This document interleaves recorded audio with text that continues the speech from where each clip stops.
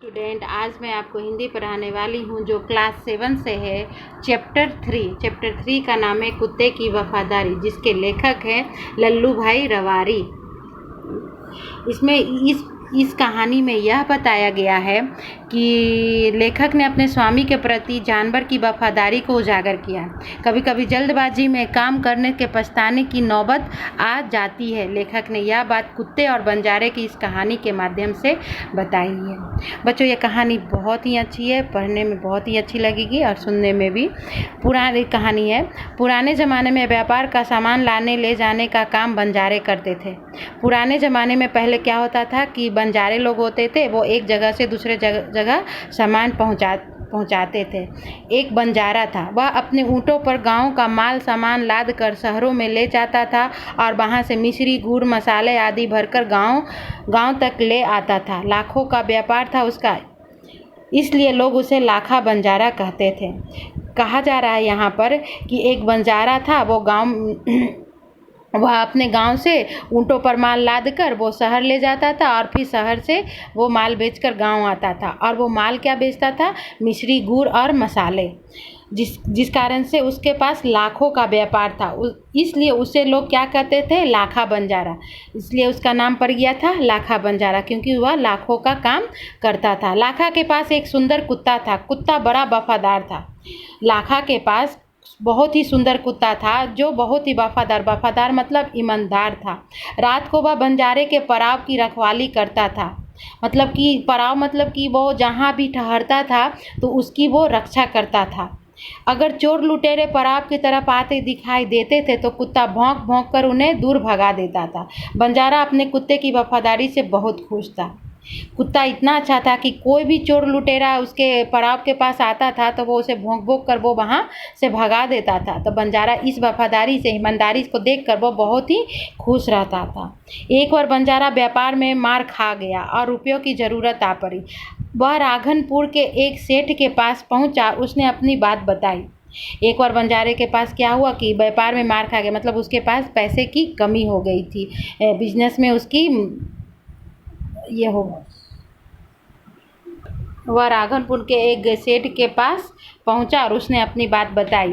उसके बिजनेस में लॉस हो जाने के कारण बच्चों उसके पास पैसे की कमी हो गई थी, जिस कारण से वो एक राघनपुर गांव में जाता है। वहाँ एक सेठ रहता है, उससे वो अपनी सारी बात बताती है।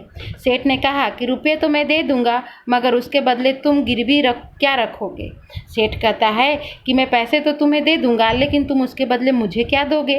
लाखा बोला, सेठ जी मेरे पास फूटी कौड़ी नहीं है। फूटी कौड़ी मतलब एक भी पैसा नहीं है, मेरे पास कुछ भी नहीं है। मैंने व्यापार में सब कुछ खो दिया। मेरी जबान पर विश्वास रखे और मुझे रुपये दे दीजिए। वह बोलता है, मेरी बातों पर विश्वास रखिए और मुझे रुपये दे दीजिए। मैं आपको पूरी रकम सूद समेत 1 साल में ही चुका दूंगा। वो बोलता है कि मैं सूद समेत 1 साल में आपको सारे पैसे चुका दूंगा। सेठ बोले, कोई बात नहीं, तुम्हारे पास यह कुत्ता है तो तुम इसे ही जमानत के रूप में दे दो। जब तुम सारे रुपये लौटा दोगे तब मैं कुत्ता तुम्हें वापस दे दूंगा।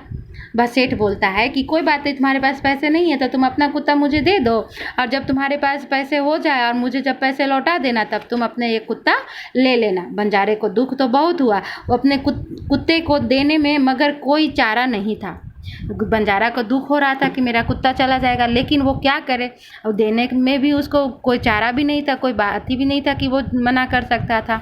रुपये को लेकर वह चला गया और कुछ दिन बीते।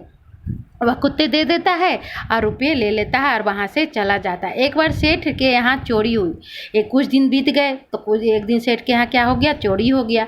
कुत्ते ने चोरों को पीछा किया। दूर जंगल में जाकर चोरों से सारा माल सामान जमीन में गाड़ दिया और वह 9-2-11 हो गए।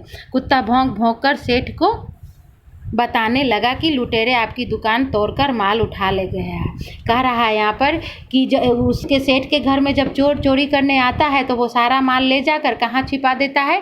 जंगल में। वो जंगल में छिपा देता है और जंगल में जाकर ज़मीन में गाड़ देता है, छुपा देता है, और वह वहाँ से 9-2-11 हो जाता है। तभी कुत्ता ये सब देख लेता है और कुत्ता भौंक कर सेठ को बताने लगा कि लुटेरे आपकी दुकान को तोड़कर माल उठा ले गए। कुत्ता है जो मालिक को है, दुकान वाले को भौंक भौंक कर उठा बोलता है कि आपका माल सारा चोर उठाकर ले गया। सेठ तो हक्का बक्का ही रह गया। हक्का बक्का मतलब आश्चर्यचकित रह गया। कुत्ता सेठ की धोती पकड़कर आगे खींचने लगा। कुत्ता जो है सेठ की धोती जो है पकड़ लेता है और उसे पकड़कर वहाँ ले जाने की कोशिश करता है। सेठ कुत्ते के पीछे पीछे चलने लगा। सेठ भी है जो कुत्ते के पीछे चलने लगता है।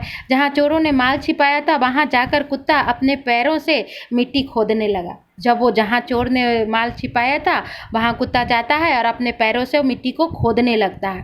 थोड़ी ही खोदने पर वह सामान निकल आया। जैसे ही थोड़ा खोदता है, ज़मीन को खोदता है, तो वहाँ सामान निकल आता है। सेठ को खुशी का कोई पार नहीं था। वह कुत्ते को प्रेम से थपथपाने लगा। जब सेठ को सारा माल मिल गया तो वो बहुत ही खुश हो जाता है सेठ, और अपने से कुत्ते को क्या करता है, वो शाबाशी, थपथपाने मतलब शाबाशी देने लगता है। कुत्ते की वफादारी पर वह मुग्ध हो गया। मुग्ध मतलब प्रसन्न हो गया। वह उससे प्रसन्न हो गया। घर जाकर उसने एक चिट्ठी लिखकर कुत्ते के गले में पट्टे बांधकर कहा, कुत्ते भाई जाओ तुम अपने मालिक लाखा बंजारा के पास, तुम मुक्त हो गए। कुत्ता खुश हो गया और वह अपने मालिक से मिलने के लिए जल्दी जल्दी भागने लगा। इधर लाखा ने व्यापार में खूब रुपया कमाया। जब ये सेठ ने उसको जब बोला कि अब तुम अपने मालिक के पास चले जाओ क्योंकि तुमने मेरा इतना अच्छा काम किया है, और इधर लाखा है जो बहुत पैसा भी कमा लिया था। बस सेठ को उसकी रकम वापस करने के लिए उसी रास्ते से आ रहा था। उसने दूर से अपने कुत्ते को अपनी ओर आते हुए देखा। जब वो सेठ को पैसा वापस करने के लिए आ रहा था तो उसी रास्ते से आ रहा था जिस रास्ते से वह कुत्ता अपने मालिक के पास आ रहा था। जब वो आ रहा था तो बंजारे ने देख लेता है अपने कुत्ते को। वह नाराज हो जाता है। सोचने लगा कि कुत्ते ने मेरी जवान काट ली है, उसने बेवफाई की है। वह कहता है कि कुत्ते ने मेरी जवान यानी कि मेरी बात का मोल नहीं रखा और वह धोखा देकर मालिक को वो चला आ रहा होगा। अब मैं सेठ को क्या मुंह दिखाऊंगा। वो सोचता है अब मैं सेठ को क्या जवाब दूंगा। उसने आव न देखा ताव, मतलब उसने न कुछ, उसको कुछ दिखाई नहीं दी, उसे कुछ समझ में नहीं आया। बस कुत्ते के माथे पर लाठी का प्रहार कर दिया। मतलब कि वो न कुछ सोचा न समझा, बस सीधे लाठी उठाता है और कुत्ते के माथे पर प्रहार कर देता है। कुत्ता बेहोश होकर गिर पड़ा। लाखा ने देखा कि कुत्ते के गले में एक चिट्ठी बंधी है। उसने इसे खोलकर पढ़ा। लाखा, तुम्हारे कुत्ते ने मुझे सूद समेत रुपये लौटा दिए हैं, अतः कुत्ते को मैं मुक्त करता हूँ। उससे मेरे घर चोरी किए सामान वापस दिलवा दिया है। खुश होकर मैंने स्वयं ही इसे मुक्त किया। जब वह भी कुत्ता वहाँ बेहोश हो जाता है तब लाखा बंजारा है जो वह देखता है कि उसके गले में कुछ चिट्ठी बंधे है। तो वो चिट्ठी पढ़ता है तो वो सारा उसमें लिखा रहता है कि मैं तो आपको तुम्हारे कुत्ते से खुश होकर मैं इसे स्वयं मुक्त कर देता हूँ, मतलब छोड़ देता हूँ। लाखा तो चकित हो गया। वह चिल्लाने लगा, हाय मैं क्या कर दिया, हाय मैं क्या कर दिया। लाखा को बहुत ही आश्चर्य हो जाता है। चिल्लाने लगता है जोर जोर से कि हाय मैंने क्या कर दिया।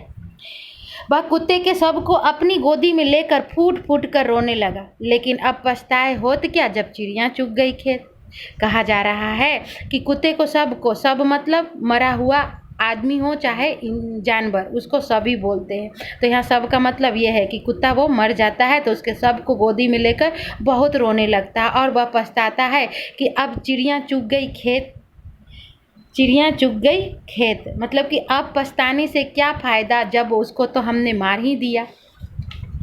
यह सोचकर उसने उस वफादार कुत्ते की समाधि बनवाई जो आज भी पाटन जिले के राघनपुर के तालाब के किनारे पर खड़ी है और उस कुत्ते को वफादारी की कथा संसार को सुना रही है।